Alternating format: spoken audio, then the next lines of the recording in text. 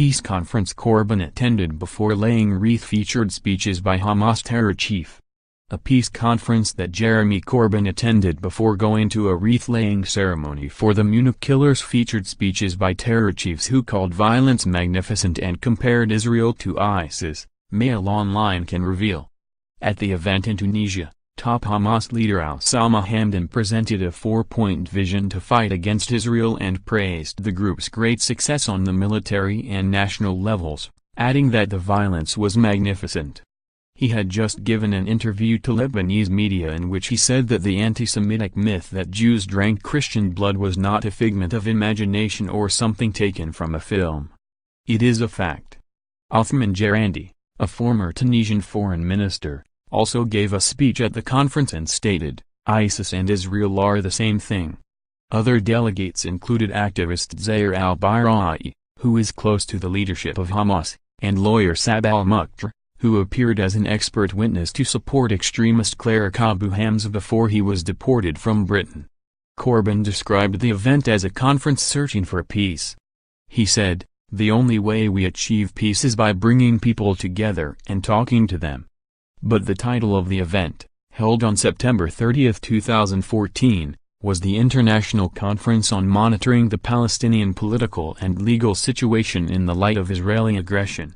It comes as Israeli Prime Minister Benjamin Netanyahu criticized Corbyn on Twitter, writing, "The laying of a wreath by Jeremy Corbyn on the graves of the terrorist who perpetrated the Munich massacre and his comparison of Israel to the Nazis deserves unequivocal condemnation from everyone, left, right and everything in between."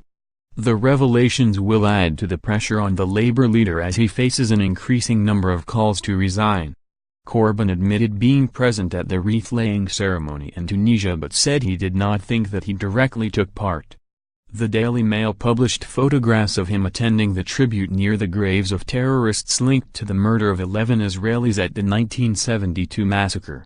Labour MP Lucia Berger, who is Jewish and has suffered an onslaught of anti-Semitic abuse, demanded an apology from her party leader.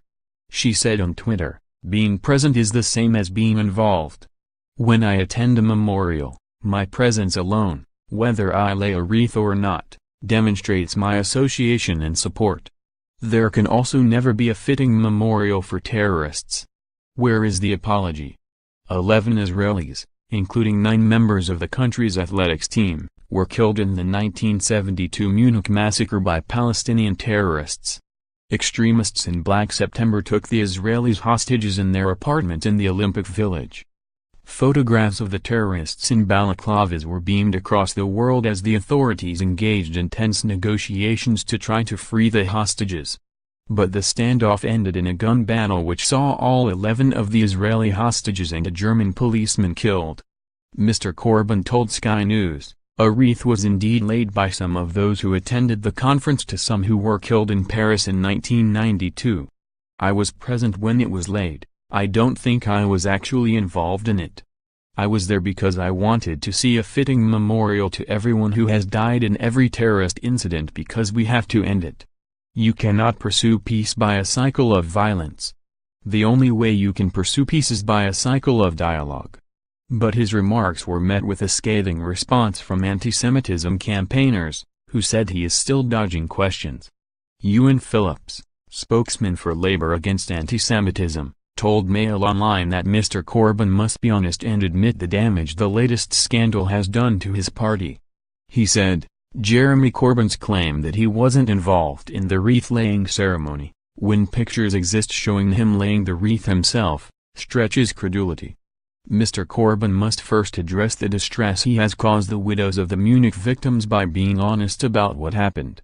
He must then publicly admit to the damage his leadership is doing to the Labour Party, accept responsibility for its ongoing anti-Semitism crisis, and resign. We hope that all Labour MPs, members and those in the media will show the integrity that this case demands and continue to hold Mr. Corbyn to account over this appalling incident."